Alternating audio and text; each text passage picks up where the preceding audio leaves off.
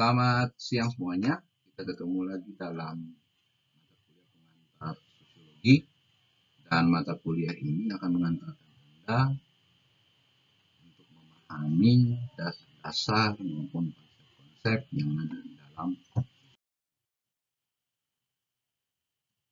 Nah, Sir Isaac Newton, dia pernah mengatakan bahwa ia mengakui bahwa ia mampu melihat jauh ke depan karena berdiri di atas pundak para raksasa yang telah mendahulunya. Artinya ilmu itu dia terus berkembang dari masa ke masa. Berger di tahun 1981 dalam bukunya menyatakan pemikiran sosiologi itu dia berkembang manakala masyarakat menghadapi ancaman terhadap hal yang selama ini dianggap sebagai hal yang memang sudah seharusnya demikian benar nyata menghadapinya. Jadi ilmu sosiologi ini berkembang terkait dengan realitas dan dinamika yang berkembang secara terus-menerus di dalam masyarakat. Leyendecker dia menyatakan bahwa kelahiran sosiologi itu terkait dengan serangkaian perubahan jangka panjang yang melanda Eropa Barat di abad pertengahan.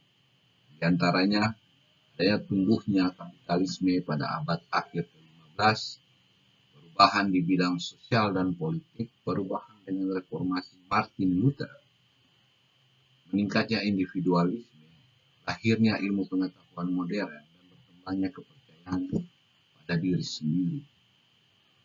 Di abad pertengahan juga ada yang namanya revolusi industri dan revolusi Prancis yang terjadi pada masa itu, yang menyebabkan terjadinya pergolakan-pergolakan sosial yang terjadi pada masa itu.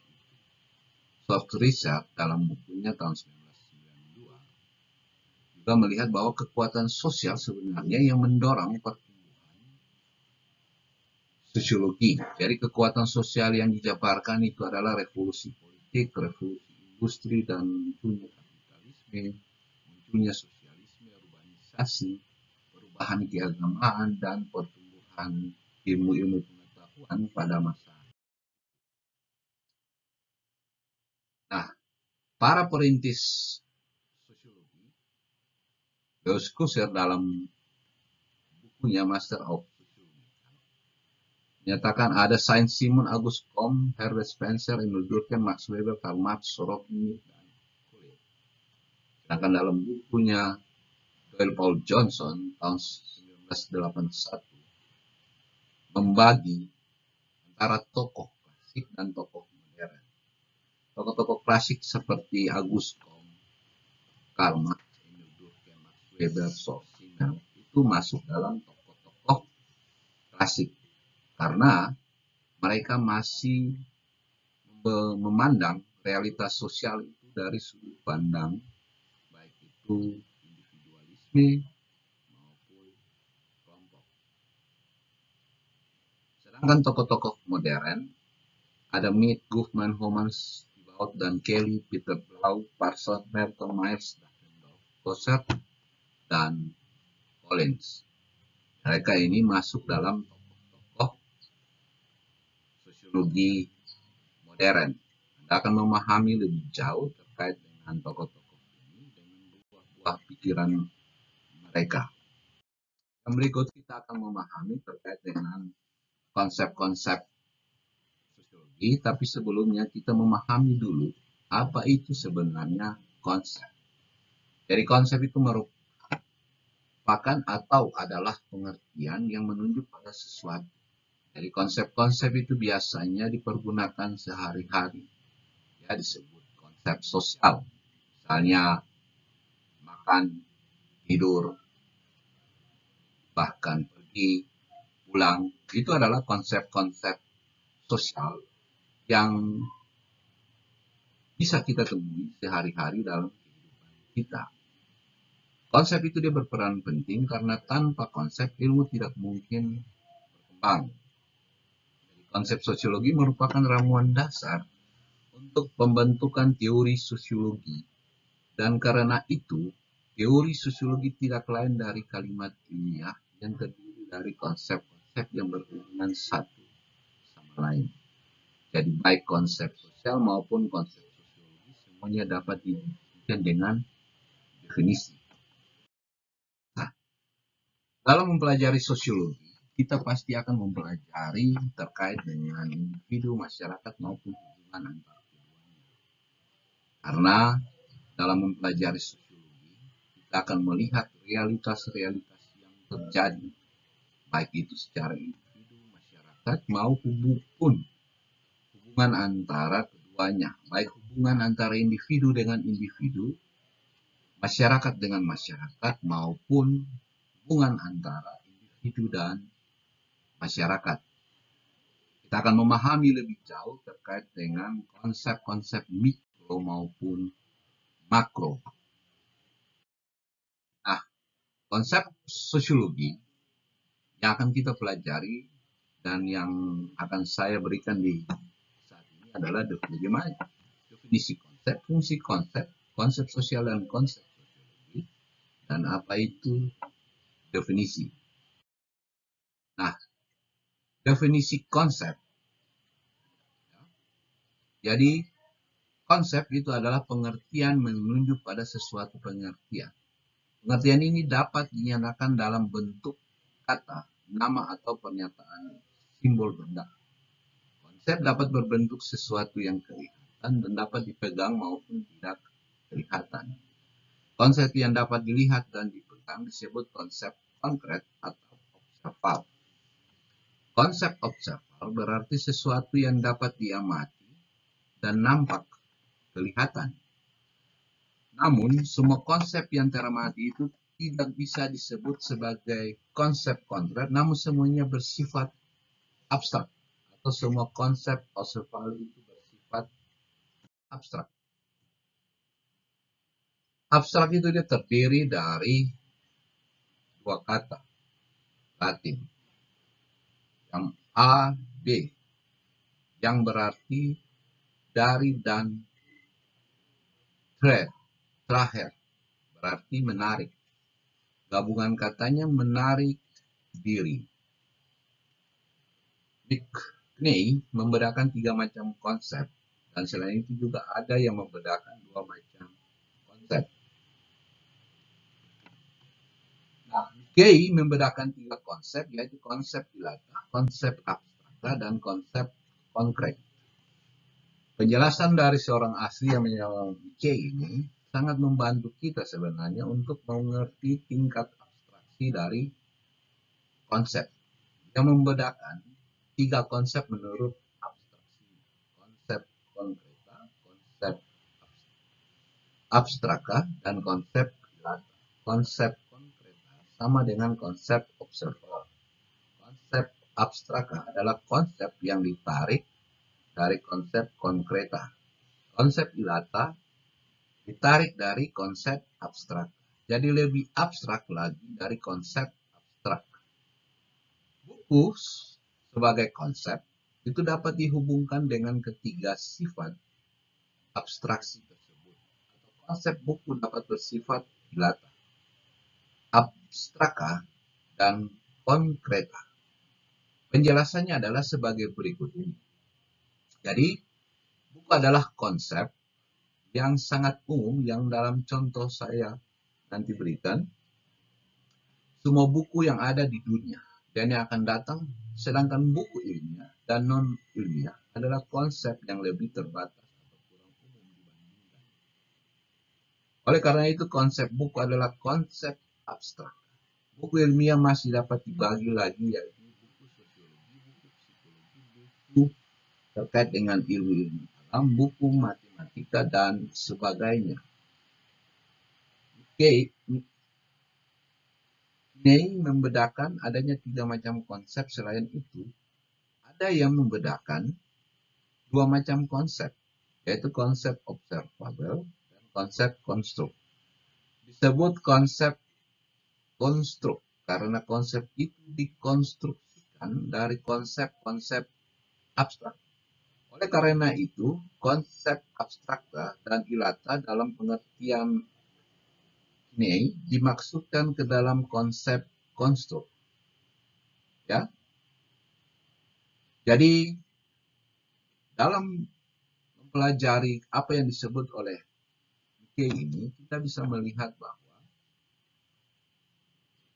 konsep Ilata, konsep Astraka, dan konsep konkret.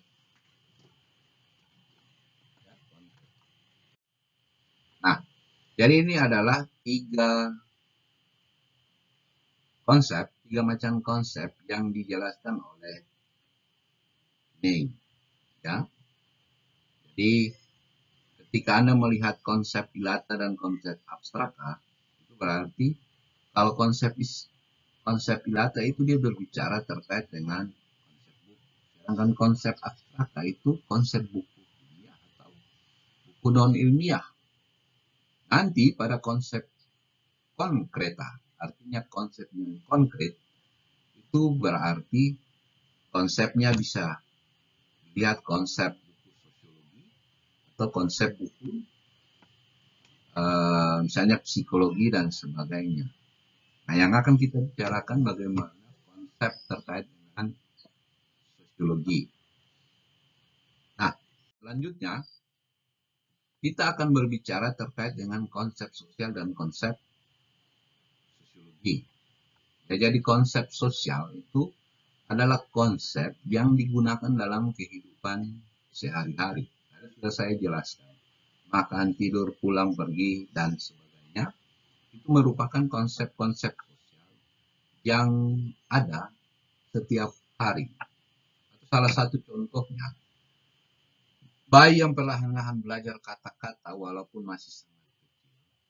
Jadi ibunya memperkenalkan kata-kata mama, papa, mimi, ya, pada usianya kurang lebih 11 bulan, dia telah bisa memanggil papa misalnya. Tentunya papanya yang adalah ayahnya bukan papa lain, maupun mama atau sebagainya. Hal ini menunjukkan bahwa ia telah dapat menghubungkan kata papa sebagai konsep dalam pikirannya yang adalah ayahnya.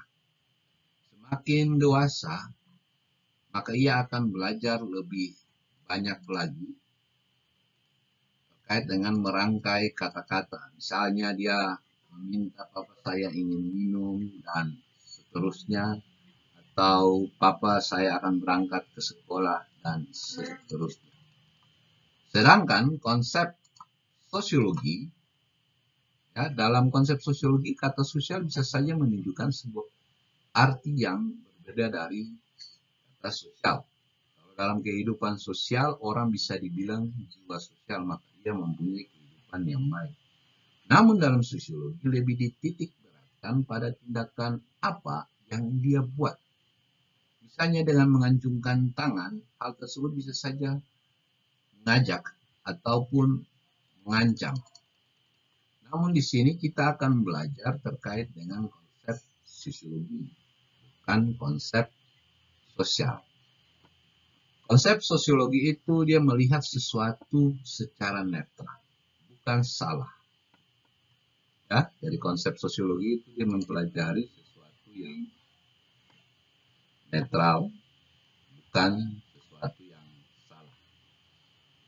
Nah, ini adalah contoh konsep sosiologi yang diambil dari kehidupan sosial sehari-hari adalah kata sosial. Interaksi sosial, tindakan sosial, perilaku sosial, hubungan sosial, dan lain-lain sebagainya. Nah, fungsi konsep. Nah, fungsi konsep. Sepintas lalu kita sudah bisa melihat apa gunanya konsep bagi kita sebagai anggota masyarakat dan sebagai calon sosiologi. Dari begitu banyaknya fungsi konsep untuk kehidupan manusia, baik kehidupan sehari-hari maupun kehidupan ilmiah,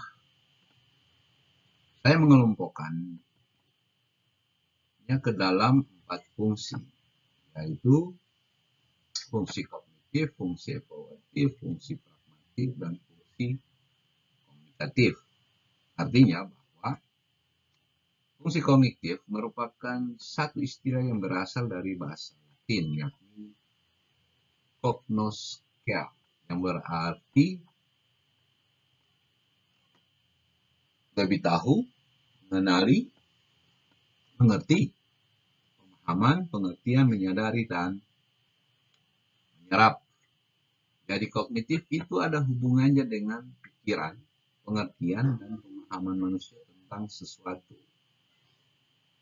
Kalau saya mengatakan bahwa konsep itu mempunyai fungsi kognitif, itu berarti bahwa dengan konsep itu saya dapat menjadi lebih tahu, lebih mengerti, lebih kenal, lebih paham tentang sesuatu yang ditujukan oleh konsep itu.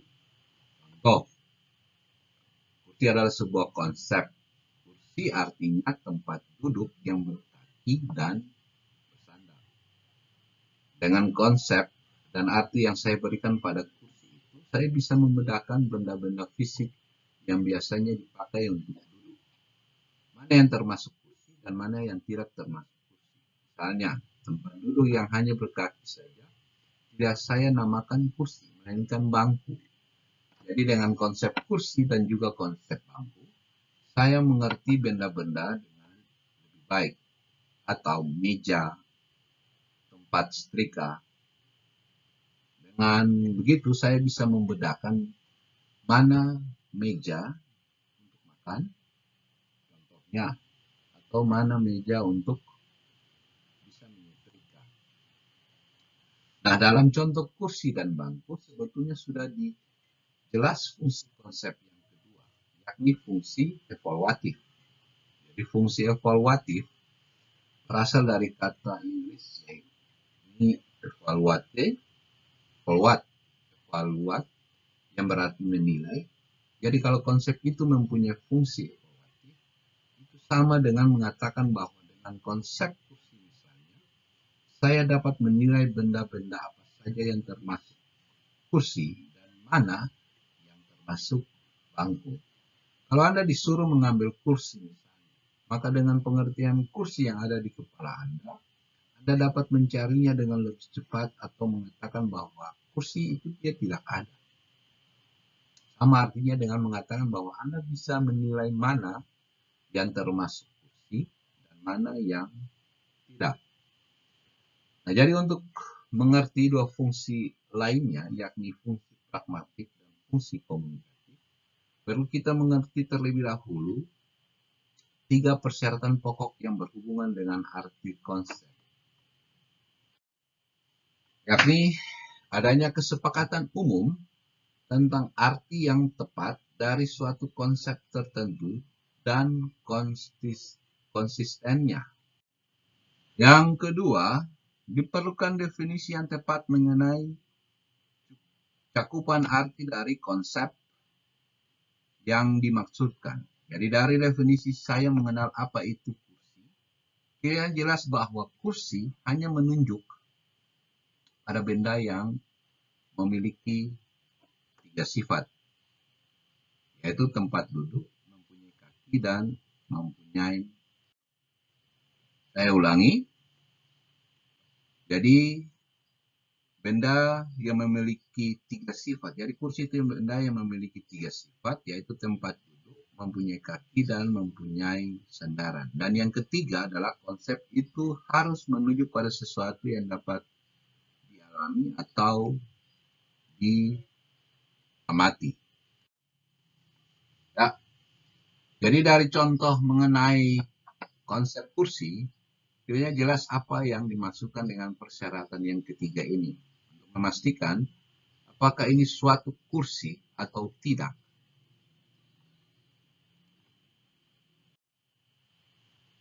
Saya bisa menggunakan ketiga sifat di atas sebagai tolak ukur.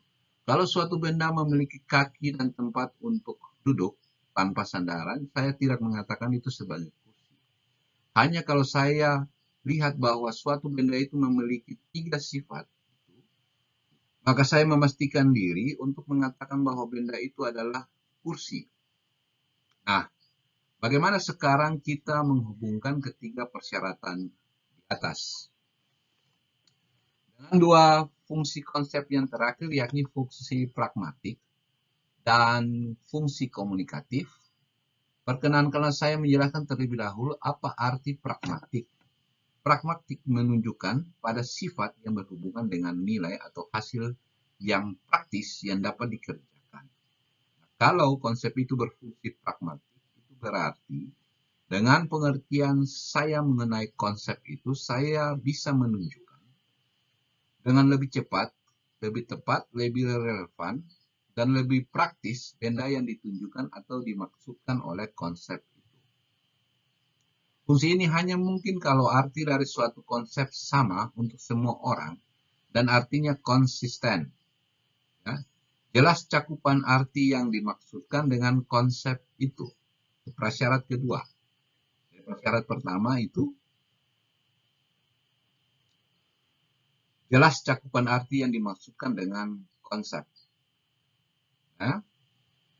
Atau suatu konsep sama untuk semua orang dan artinya konsisten.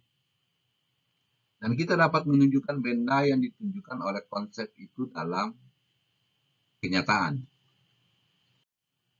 Sekarang kita mencoba untuk menghubungkan fungsi komunikatif dengan ketiga persyarat di atas. Apa artinya komunikatif? Kata komunikatif berasal dari communicare, yang berarti memberitahu, membuat orang lain menjadi tahu.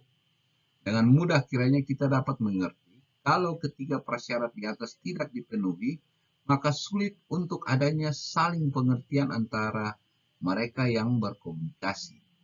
Kalau kiranya saya mengartikan kursi lain daripada orang lain, dan arti yang kemarin lain dengan arti yang hari ini, pasti sulit untuk saling bisa mengerti satu sama lain. Jadi dengan kata lain, supaya kita dapat berkomunikasi, kita harus mempunyai pengertian yang sama mengenai satu konsep. Dan arti itu tidak hanya berlaku untuk tahun yang lalu, tetapi melainkan juga untuk sekarang ini. Di persyarat 1, dia harus konsisten. Begitu pula cakupan arti yang terdapat dalam sebuah konsep harus benar-benar jelas untuk setiap orang, sehingga dengan arti yang sama itu mereka mengerti satu sama lain dan mereka dapat menunjukkan benda yang sama dalam kenyataan. Itu masuk dalam persyarat 2 dan persyarat. Nah, selanjutnya yaitu definisi.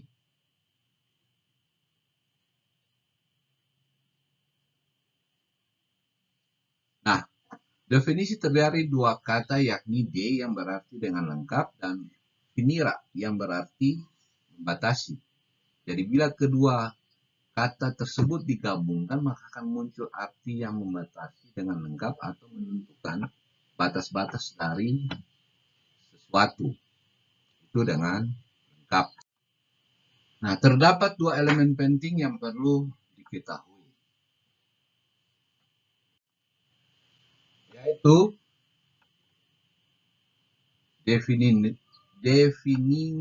definiendum dan definies. Nah, definiendum itu yang berarti harus dibatasi dengan lengkap, dan definies yang berarti adalah yang membatasi. Jadi ada dua macam definisi, yaitu definisi yang real maupun definisi yang nominal. Jadi ada dua macam definisi, ya, jadi definisi real dan definisi nominal. Jadi suatu definisi disebut definisi real kalau definisinya menunjukkan sifat-sifat yang penting dari kenyataan atau dari sesuatu yang ingin didefinisikan. Sifat-sifat itu demikian realnya sehingga semua orang menerima bahwa yang didefinisikan itu benar-benar menunjukkan pada benda yang ditunjukkannya. Sebagai contoh adalah definisi yang saya berikan mengenai kursi di depan. Saya mendefinisikan kursi dengan menunjukkan sifat-sifat dasarnya. Tempat duduk, bersandaran, dan berkaki. Jadi definisi kursi yang saya berikan adalah real. Real dalam hal ini artinya nyata, jelas, diterima semua orang, dan lengkap. Sebaliknya definisi itu disebut nominal kalau definisi itu hanya berlaku untuk orang atau sekelompok tertentu saja. Jadi sifatnya nyata, jelasnya, dan diterimanya definisi itu, dan lengkapnya definisi itu hanya berlaku untuk orang-orang tertentu saja. Akibatnya mengenai satu konsep saja banyak definisinya. Dan definisi-definisi ini saling berbeda dan malah bertentangan. Ya. Jadi definisi real adalah sesuatu yang nyata yang bisa diterima. Definisi nominal itu tergantung bagaimana orang mendefinisikannya atau sekelompok orang mendefinisikannya, dan definisi itu bukan atau bisa dipakai oleh semua. Nah, saya coba memberikan satu contoh berikut. Misalnya, si Ana mengatakan bahwa anak yang baik adalah orang yang dapat menentukan nasibnya sendiri. Oleh karena itu, bagi anak-anak yang nasibnya ditentukan oleh orang tua dan menerimanya begitu saja, termasuk anak yang tidak baik. Tetapi si Konrad mengatakan atau mendefinisikan bahwa anak yang baik adalah orang yang dalam segala hal patuh dan setia pada orang tuanya. Baik definisi Ana maupun definisi Konrad sama-sama benarnya, karena Ana mempunyai alasan yang dapat diterima, terutama dilihat dari hubungan antara kebaikan dan kebebasan individu. Jadi menurut Ana, anak yang dalam segala hal patuh dan menurut pada orang tua adalah anak yang tidak bebas. Ya, anak yang tidak bebas. Ya, dan karena itu tidak baik. Konrad juga mempunyai alasan sendiri. Menurut dia, setiap anak wajib menaati orang tua yang telah membesarkannya. Oleh karena ketaatan pada orang tua adalah ungkapan terima kasih yang paling bernilai di dunia dan harus dilihat sebagai sesuatu yang baik.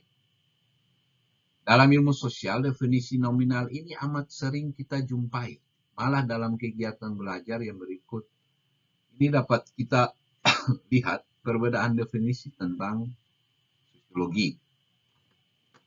Jadi definisi nominal itu tergantung dari perspektif masing-masing individu.